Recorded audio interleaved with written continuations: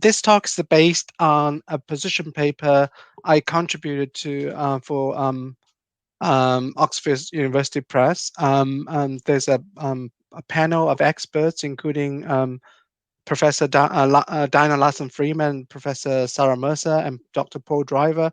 I think Paul is giving another talk late or in this event. So this is what I'll be covering in this talk. I'll be talking about learner agency as a pedagogical focus, and I will also explain what learner agency is according to our position paper. And I'll be talking about what can we do to promote learner agency, and I will stress the importance of reflection in our practice that target to promote learner agency. And we do want to present a view of learner agency as a situated. So I will be talking about the ecology of learner agency and the kind of issues we have to deal with when we trying to promote learner agency. I will conclude with a few messages that summarize the essence of my talk and also the position paper.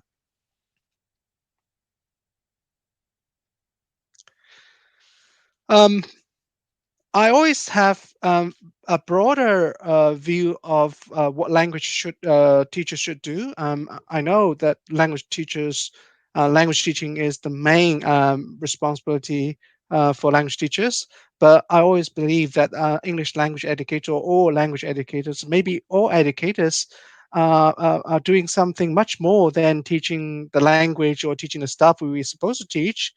For instance, we are committed to helping our language learners to make a difference in their lives. So it's not just teach the language, but help them to make a difference in their lives.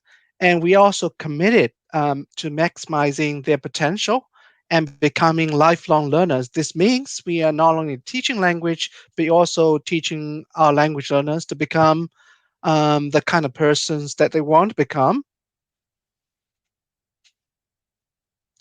As a result, the reason why we have to try to prepare our students um, to maximize their potential, become lifelong learners, because language learners and also language teachers need to respond increasingly complex situations, a lot of uncertainties, and a lot of challenges in today's world, and not only caused by the pandemic, but also by the change in the society or and so for this reason, our language learners need to respond to challenges and opportunities within and beyond the classroom. And we need to prepare our language learners how to respond to challenges and opportunities within and beyond the classroom.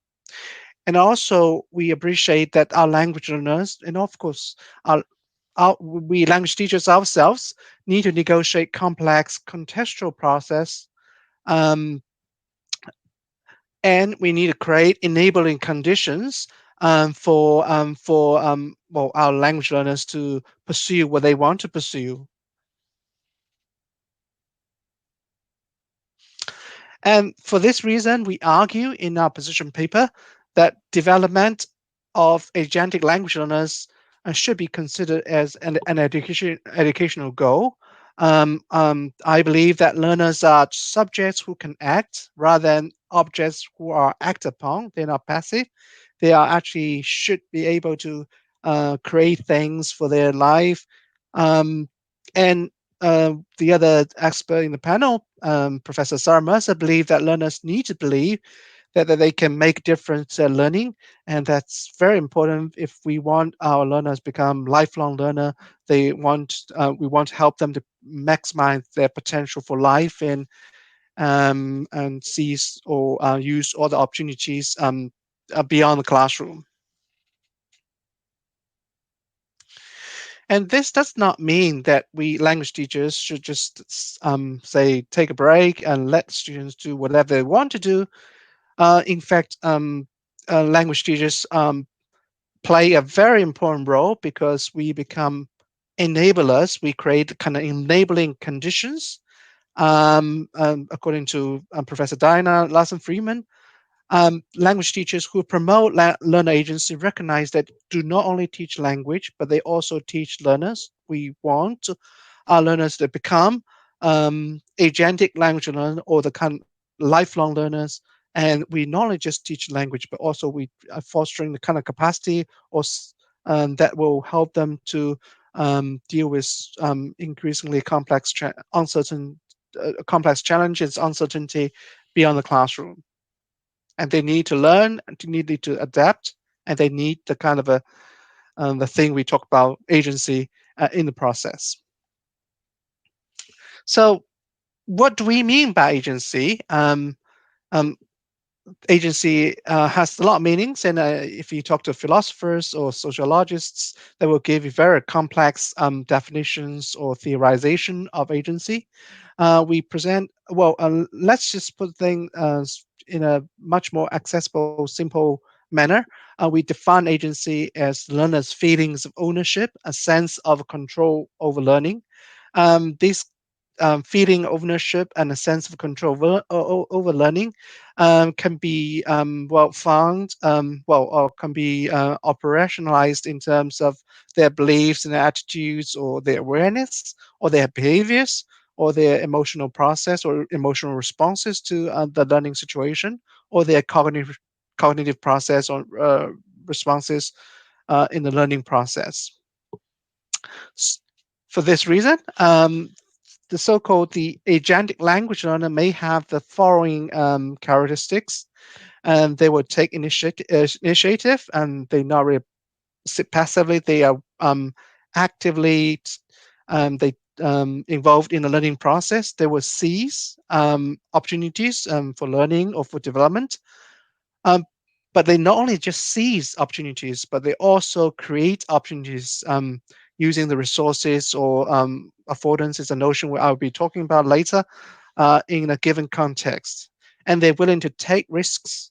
They want to be adventurous. They're willing to suffer setbacks. And they are confident. But not only they are confident, but they can be resilient, even they have some setbacks in the learning process.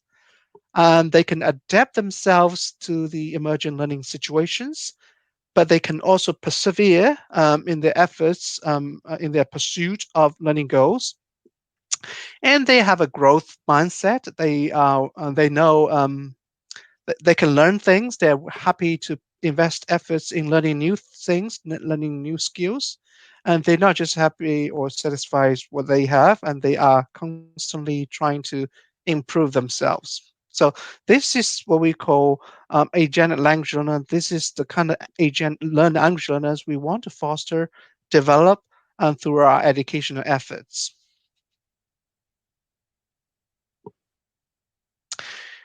Now, of course, some of you may say, well, we have heard about other concepts and they seems to be having similar meanings. For instance, I've done a lot of work on learner autonomy. I've certainly done a lot of work on self-regulated learning. And there are notions related to these autonomy or self-regulated learning. For instance, you have self-direct learning, self-efficacy, self-access, and self-learning. These terms, of course, they have their own disciplinary origins and history and development. They certainly related to agency, but we argue they're also different from the notion of agency we want to promote through this position paper. We think agency is the root of all these different concepts, somehow related concepts, and these concepts are expressions of agency. So, if you find somebody who can do self-regulated learning, it's because, well, you can go back to the origin, and the origin is somehow to do with agency. And one construct or one concept will be very easily be confused with agency's autonomy because I've done a lot of work on autonomy. So can sense there's a sort of confusion over this agency and autonomy.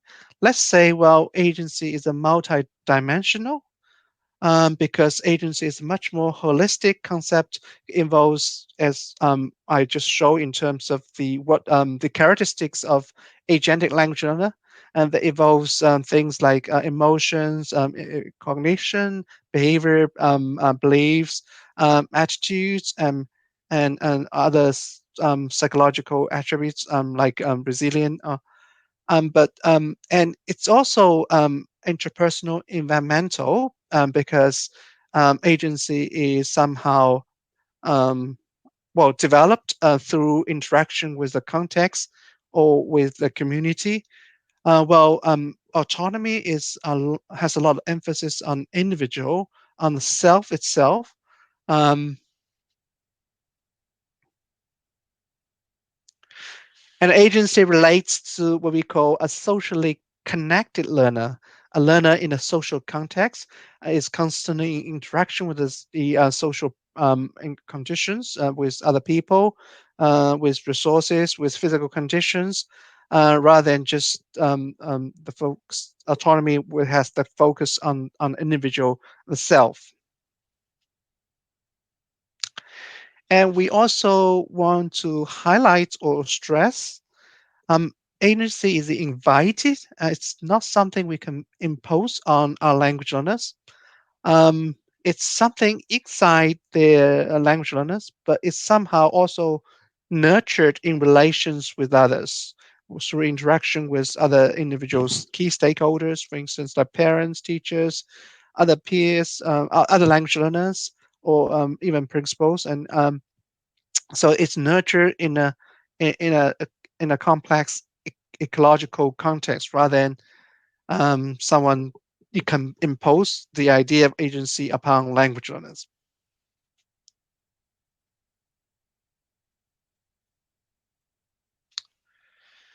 So these are our ideas of agency. We definitely want to develop the kind of agency. We say agency is divided, and we want to somehow nurture agency through our education efforts. And and and we said that agency will be nurtured in kind of in socially connected manner. And for this reason, we need to consider quite a few important things in our effort to develop learner agency. Here we have an ideal classroom. You have a lot of technology, you have a lot of resources. Class size seems small. You have a lot of, I think, at least two teachers. So you have a lot of resources. This is kind of called resource-rich classroom, an ideal classroom. But I know many of us do not work in this kind of ideal classroom. Not even us teachers in Australia will work in this kind of ideal classroom. So there are a lot of constraints or well, on the other hand, we also have a lot of affordances we can reap from a given context. So we need to consider a few things before we talk about developing learner agency. For instance, we know the context play critical role. We need to check whether the context or the different elements of context, such as curriculum, or has this learner agency in its objectives, amounts of objectives. Or we can check whether the kind of lesson activity or lessons we prepare have these learner agency as its amounts objectives, or the lesson we plan is conducive to the promotion and development of a learner agency. And we can look at course content, where course content can support that our effort to develop learner agency. We can also check whether teachers and learners are positioned or given the kind of roles that might be conducive or might be constraining in relation to our effort to develop an agency. And also we can look at the pedagogical activities that are being used in a given context or the kind of feedback or assessment practice, whether these are that can be used to facilitate development of learner agency or can be constraining on our effort to develop learner agency. We can also look at language teachers. We play a very important role in the development of learner agency, but we also have other responsibilities. We have to do a lot of pedagogical activity to maintain, say, maintain classroom interaction or engage language learners, and how these activities can be reorganized or adapted to our effort to promote learner agency. And of course, we need to consider language learners. They have their characteristics. They have prior learning experiences. They have particular attitudes or beliefs or capability skills, and all these things we need to consider when we try to develop learner agency. So now I'll be talking about a few so-called the teaching practice with high learner agency, and you may notice that we may notice that these teaching practice of high learner agency is something you have been doing, or some of the ideas we include here are something that you have already been told or encouraged to do, but somehow you um, may not got a time around to familiarize yourself with this kind of practice and trying to uh, implement them into teaching. So, but these are just ideas we think that's being promoted, but also so they are not new ideas. We would like to see this what teachers been doing and discover that their practice, their existing practice, have already have um, a lot to do with development learner agency. Well, I mean, this should not be surprising, because if we are good teachers, we naturally do things that to support language learner agency development. We foster their agency and nurture their agency through our teaching. So one thing, there's a few practices listed in the position paper with examples and details, detailed explanation. I just take a few for your to give you a bit taste of the kind of ideas we have in relation to regarding to teaching practice with high learner agency, or the kind of teaching practice that likely to nurture learner agency. For instance, instead of we teachers setting the learning goals, we can invite students to set learning goals. We could, I mean, it depends on the situation you find yourself in. You can ask students to write down a few things that what they like to learn, or they what explain what they have learned, what they're interested in learning, what they're curious about, and you can after processing what the students wrote about their learning goals, you can somehow trying to entertain or integrate that what they want to learn in the teaching over a semester or a term. So this will give, of course, give students a better sense of ownership and probably even better control over the learning process. Uh, Teachers usually produce the learning content, but sometimes we can also ask students to generate learning content. Especially we think about the kind of a digital content, because we know the students are dealing with a lot of multimodal texts outside of classroom. For instance, in a university language class, you know your students can learn words through, say, playing a computer game. You can give a task, say, um, go back to your home or your dormitory and play a computer game, and think about at least the 5 words that you learn during the playing um, during the game, and then you bring back the kind of 5 words you learn during the process of playing game, and for sharing within class. These sort of things that students generate learning content, and will be very motivating for students to generate learning content and for sharing. And they are actually sometimes much better generate this kind of content for learning And of course, this by asking students to generate learning content, you give them a better sense of ownership and also a better kind of a control over learning as well. And often we plan our teaching according to a curriculum, or we're being we being asked, or sometimes we are obliged to prepare lessons according to a given curriculum or working plan or teaching plan. But we can sometimes also think about um, the kind of learning centered teaching.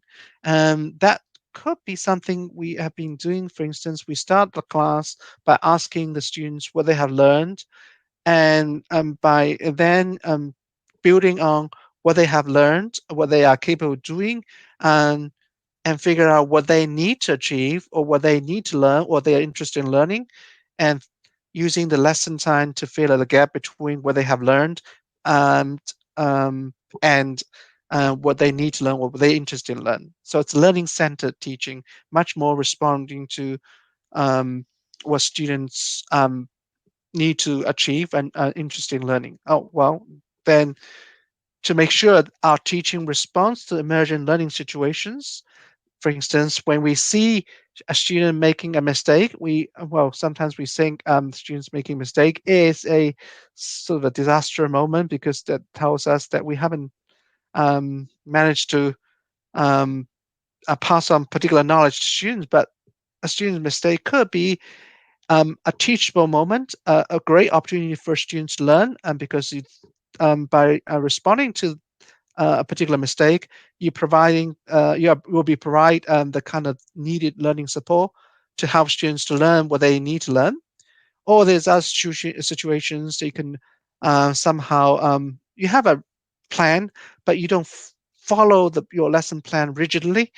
You try to deal with the kind of students' needs as you discover in the learning process and teaching process.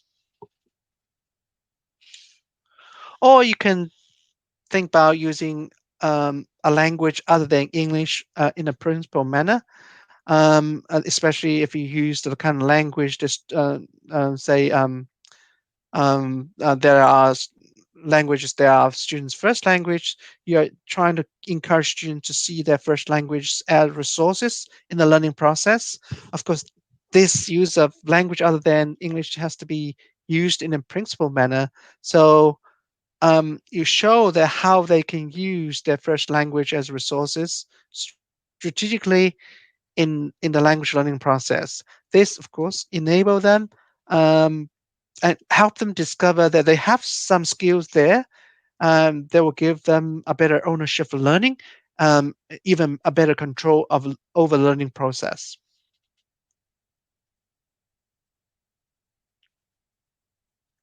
Or you can have open-ended activities, which allow students to define or decide which direction they want to go within these activities.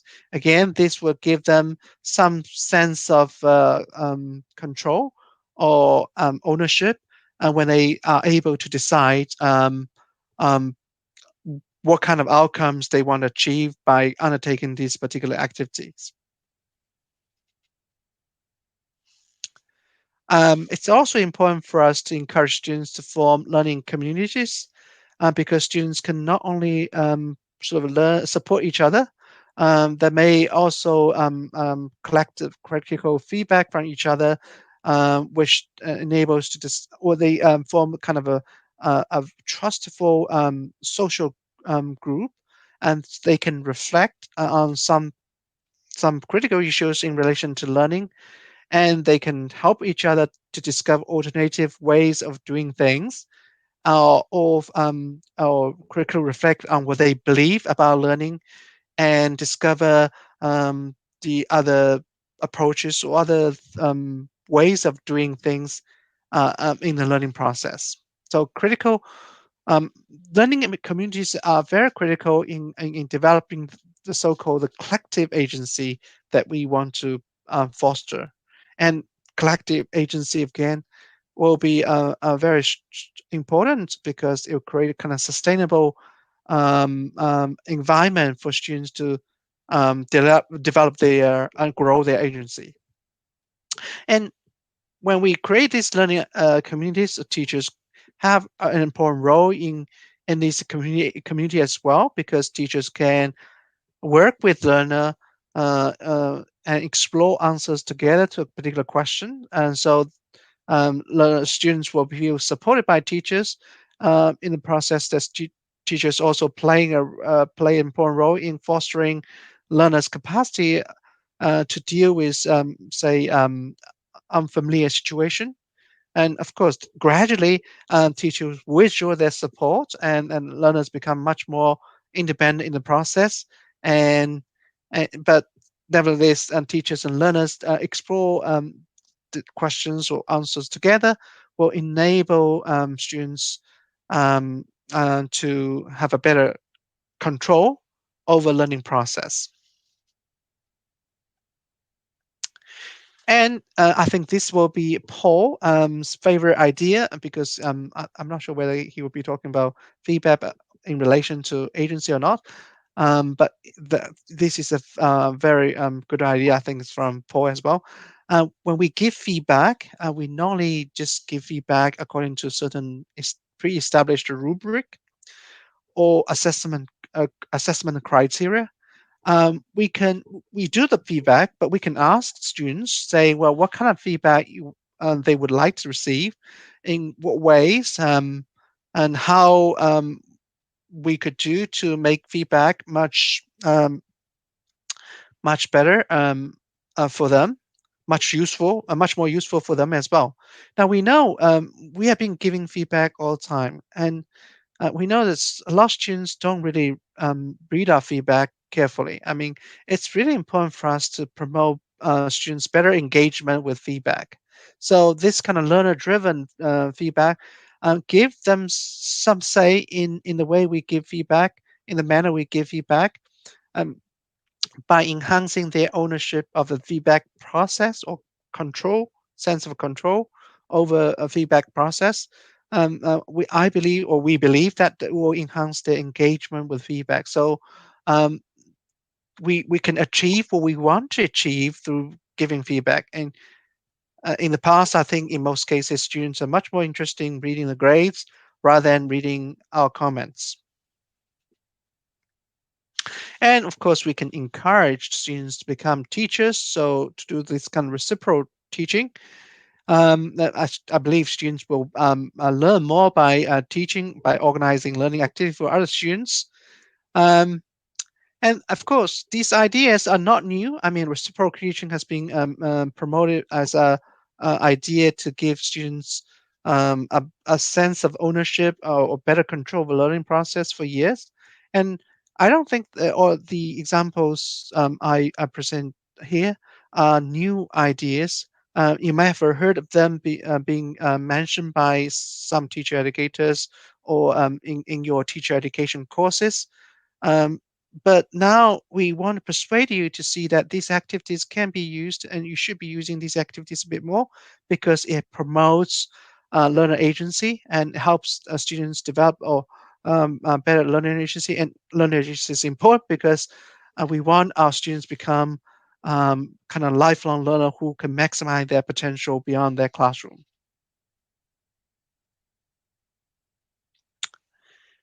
And when we talk about all these teaching practice, one of the most important elements of all these teaching practice with high learner agency is we want students to think about their learning progress, to reflect on their learning progress, to discover what they have learned, what they need to learn, something that they could um, do better in the learning process.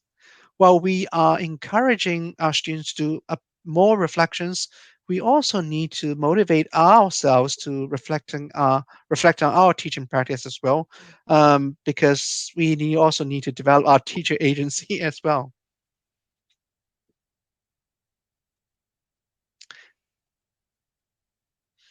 And we know when we think about all these wonderful ideas, we really want to somehow sell to you and for you to implement. But we also understand that the notion or learner agency is a very much a context or situated phenomenon. there's a complex ecology we need to negotiate when we talk about promoting learner agency. And these complex ecology could be captured by the figure. We need to consider time elements. We need to consider different stakeholders, and this we need to check the popular beliefs and attitudes in a given context. Of course, we need to check teaching materials, what the teaching materials allow us to do, all these complex issues. And of course, there may be more than what we list in this figure. Um, and you may come up with something new.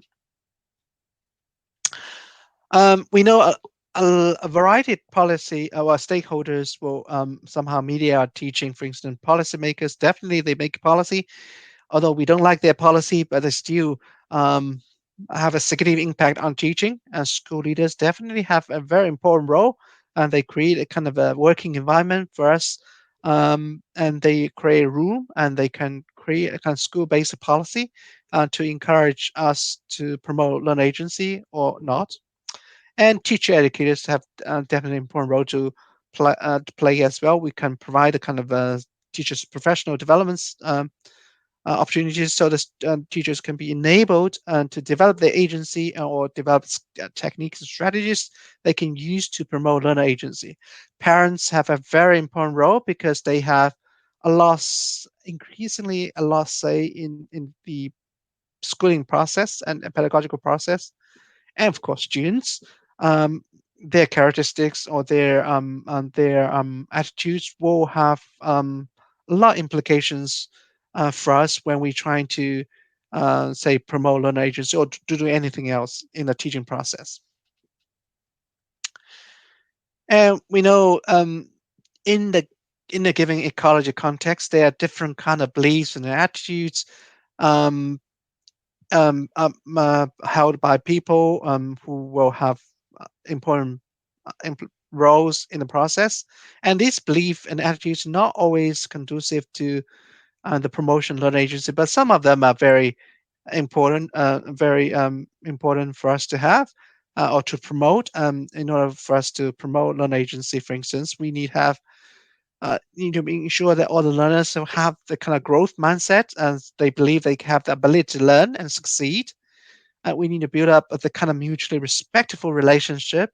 That's very important when we're trying to build up communities among of language learners and including our teachers.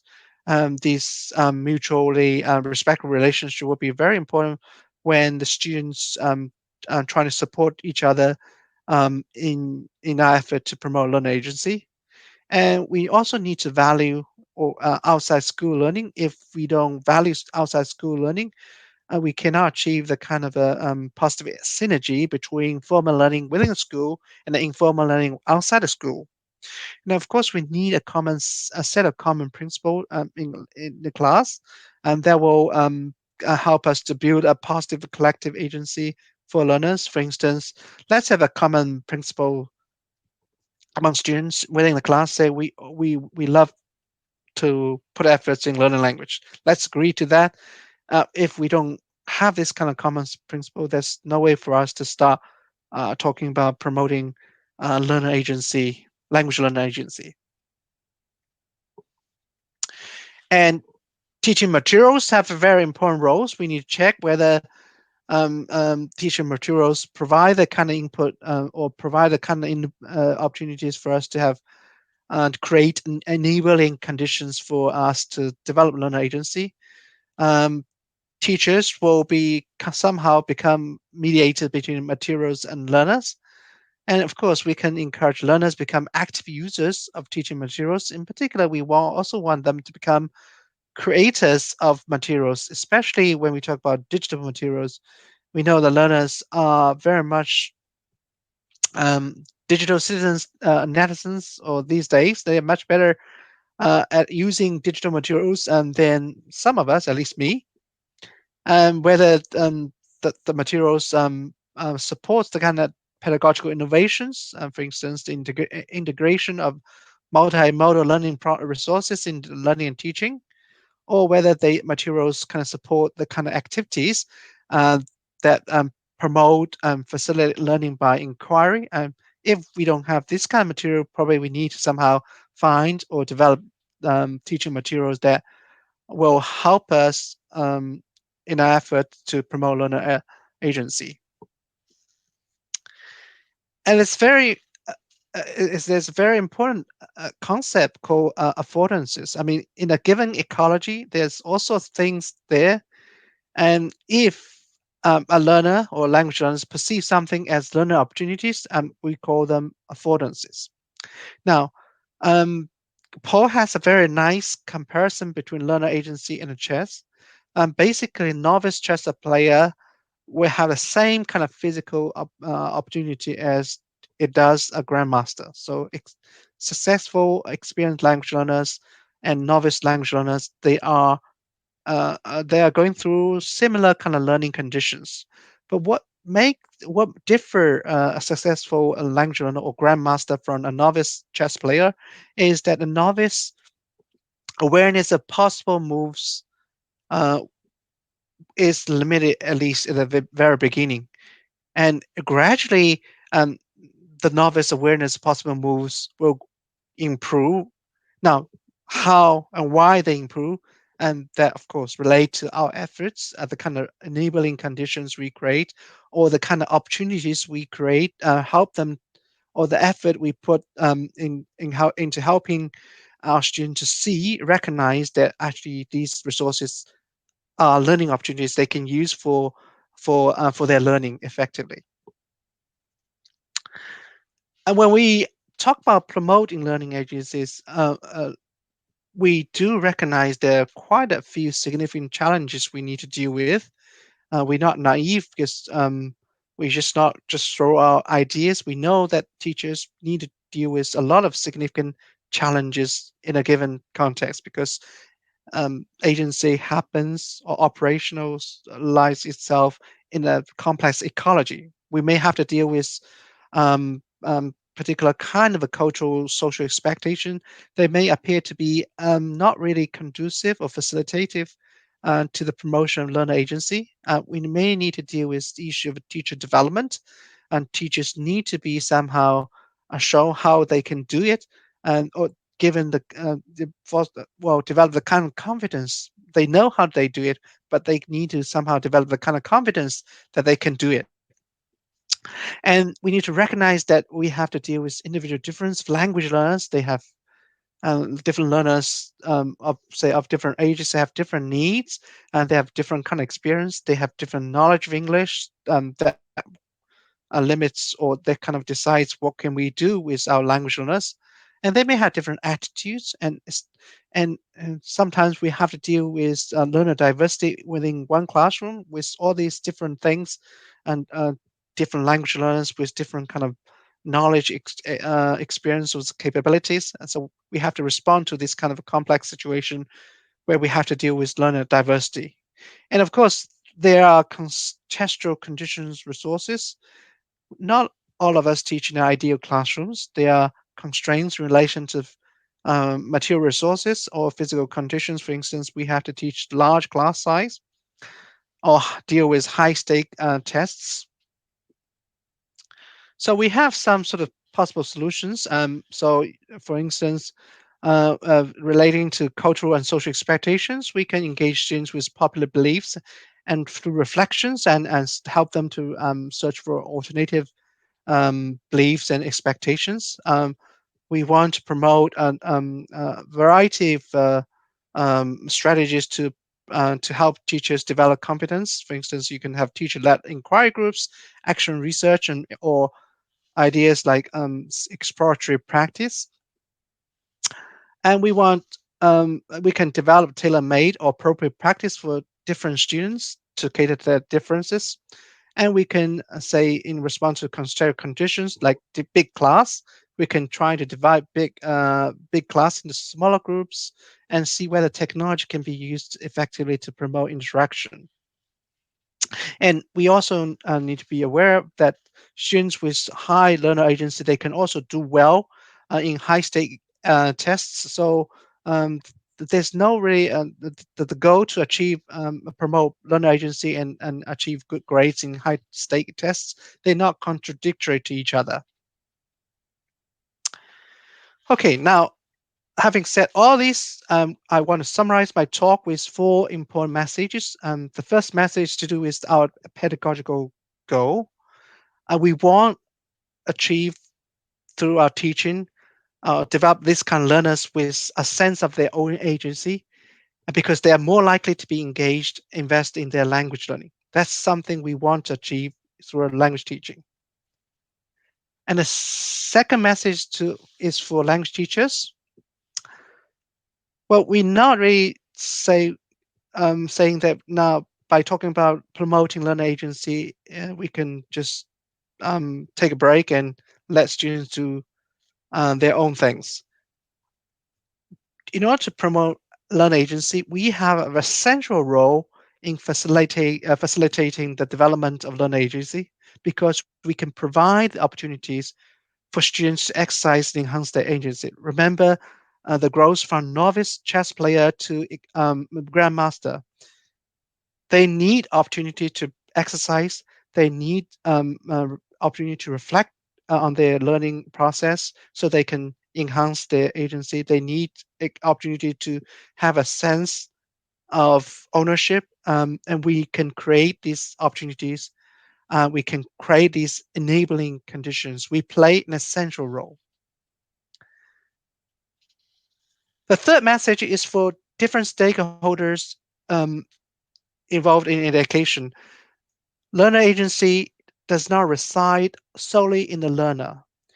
It requires a collective efforts from all the stakeholders in a given ecology. So whether you're parents, principals, policymakers, let's work together to create the best learning environment that could be used to promote learner agency. The kind of learner, that agentic learner who will be investing, constantly engaged in the learning process, who are lifelong learners, who will be willing to take risks and take initiative to maximize potential for their life. The last one is for the society. Um, the kind of students who develop agency are prepared not only for success as language learners, but also for the challenges and opportunities in life beyond the classroom, in the present and the future. So we're not just teaching our students language, we are preparing them for the challenge and opportunities in life beyond the classroom, in the present, in the future. You know, the pandemic has created so many challenges for us, but there are more challenges, more uncertainties in the post-pandemic era as well. We need to prepare our students for them. I would like to thank you for your patience and attention to my talk. I apologize if I sound a bit funny because my brain may stop running normally. But I do want to encourage you to see to visit this website, oup.com ELT expert. Um, the website has a list of position paper, and including the forthcoming one on language learner agency. Thank you. Now I think I'm ready to. Take some questions then. Yeah, So just let me yeah. tell the audience that you've just had a pop out come up, and you can see at the bottom left of your screen that there is the pop out for the position paper. So if you click the view all our papers link, you'll open a browser for that. Andy, while they're doing that, if you could click on Q&A and then on published, you will see the questions that are there for you. So Q&A and then published, you'll see there's quite a few questions for you there. You've got Oh, yeah, you've only got about 7 minutes to answer questions, so don't think you're going to get through them all. published. What does a lifelong long learning mean here? Well, we are preparing our students to become lifelong learners, because society has been changing. So we have to constantly learn, and we have this need to have this growth mindset that we are prepared to learn learn new things in order to adapt ourselves to new emerging situations. Otherwise, I mean, we can't really survive in modern world because it's constant changing. It has new challenges all the days, and new situations we have to deal with. Um, well, we teach language, but by fostering the kind of agency we talked about, we also somehow prepare them for lifelong learning. As could I use your map, Learning as a theoretical frame to analyze? This is not my map, and this is a map from the position paper. I think you're most welcome to use it, and please do cite in the position paper. And the position paper is not written by me. It's a group of experts, including Professor Larson, Diana Larson Freeman, Professor Sarah Mercer, me, and Dr. Paul Driver.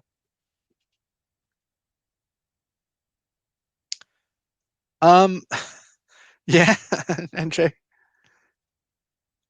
Is agency more like an intrinsic drive? N-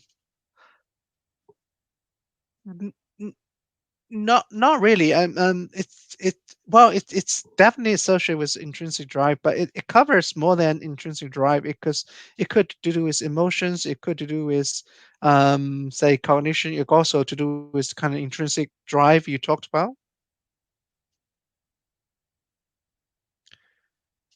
What's the connection between agency and the motivation? Well, as I said, agency is sort of a more holistic way to describe um, one of the important conditions of being human beings. It covers motivation, also covers other things like emotion or um, other aspects of a human being. How can we develop the environment? I'm looking for the real life examples. We do have quite a few examples in the position paper. Do when it's published and do download it and you'll find a lot of real life examples. We have been thinking about we the position paper was drafted to for a variety of audience, so you will see a lot of real life examples. Um, well, can I recommend any basic readings on agency? Um, yes, we have reference list, and so it includes some of the basic readings we cover in relation to agency. So when the position paper is published, please download it. You can find the reference there. Or how's agency conduct in a context virtual classroom? Oh, well, uh, virtual class and physical class are much like the kind of different learning environments. So you student, well, you, it's, well, there's different media here, but you still need to somehow and trying to promote, say, learners in reflection on their learning process, you can still give language learners some opportunities to so that they can have opportunities that give them some sense of ownership or over control. I think in virtual classes, actually students will need um, um, develop much stronger agency in order to be successful in virtual classroom because um, virtual classes give them a lot of opportunities to decide or even well they can for instance in a Zoom meeting and they can switch off their video and you don't know really whether they are listening to you or not.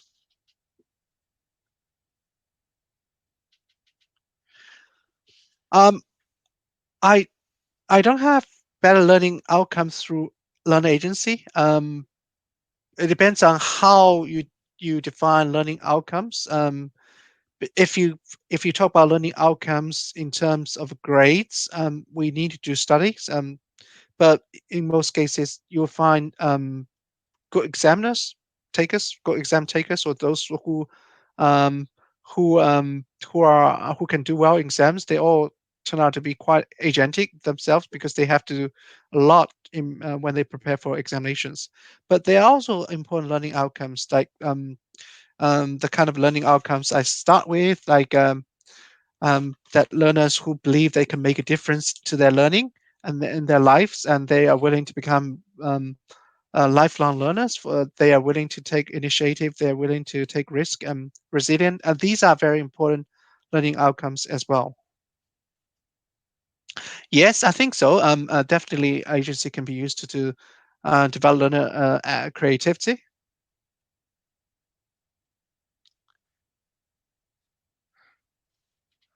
Can I speak more about how agency can be exercised when there are structural barriers in places in certain contexts? Um, we did talk about these structural constraints, people's exercise of agency. Um, but the constraints actually help people to develop a different kind of agency. Maybe agency will appear in different forms in comparison with agency you see in other contexts. And then we know language learners or students can be quite adaptable according to my research. The students in, say, in China will talk about this way of doing things, but when they move to other contexts like UK or Australia, they are in a different environment. They are talking about learning things in a different ways because once they see there are other resources, the opportunities present in a given context, then they can adapt themselves quite easily. Now, the most important thing for language teachers to help them to recognize their opportunities in a given context, no matter how constraining it is. Andy, you've got about 2 minutes. Okay. I'm afraid I can't answer all the questions. Absolutely. Just while you're choosing a question, can I just say to the audience, we know there's an error message on the website. We're fixing it. So hang on, we'll fix it and we'll give you a chance to get the offer at the end with it. Okay. Andy, so last question, please. Okay. Is learning agency similar to autonomous learning process? I think I mentioned it's I think autonomous learning is very much focused on the individual self, but agency is much more encompassing and it's more holistic. It covers more than the kind of a self and individual kind of thing. It also talks about learning or learning agency takes place within a complex ecology in learners' constant interaction with other social agents in the process as well. So I'm afraid I can't answer all the questions. Sean, so should I stop here now or? Yeah, if you want to wrap up, that would be great. Then we've got 2 minutes until the automation kicks in. Okay, maybe I can try to finish one more question and see if it kicks me out. Yeah. How can my theory or our theories can be used in a lower secondary school context? Now, in the position paper, we did think about a variety of scenarios, including secondary, tertiary, and primary. So when we talk about pedagogical practice, there are suggestions target to secondary or even primary settings. So, of course, ideas we come up may be useful. Maybe they cannot be used of straightforward manner. You have to adapt some of the ideas, but most important thing is to create opportunities to get your students to reflect on the learning process and create opportunities that to give students have some say in the learning process and forge a supportive community to help them support each other in the process of developing learning, language learning, learner agency. So reflexive, supportive, and let me say, um, opportunities that they can explore and together. Perfect. Okay, So I think I'm done. I am going to draw you to a close there. We do appreciate there are so many more Yeah, questions that you could yeah, answer. There's only a limited amount of time. We have saved all the questions though, so if you want them later on, we can do that. So yeah. I think we all should all say thank you so much to Andy for a really informative and insightful opening session. But not just for that, because remember, as he told you at the start, it is 2 a.m. or it's now 3 a.m. for him Yeah. in the morning. So I think anyone anybody that gets up at that time and delivers such an informative and educational talk deserves a big clap. So thank you very much for joining us, folks. In 40 seconds, we are going to all disappear, and you will appear in the other room, and our colleague Kolos will be waiting for you there. Just to say before you go, if you didn't get the link, that it didn't work, we will fix the link, you will get it, but we will send everything to you afterwards in a follow-up email, so don't panic about that. Likewise, if you get a certificate, the certificate will be sent to you afterwards, so don't panic about getting a certificate. It will automatically be sent to you. Yes, we are recording the session. Yes, you will get a link to that recording. And there are many more sessions to attend. So if you've signed up for the next session, bye-bye. See you there. Thank you. Bye. Yeah, bye. Oh, good. So hopefully now people will be getting to be Right, so they're out. redirected. Okay, thank you, Sean. There's still people in the room, but you're out. Bye-bye.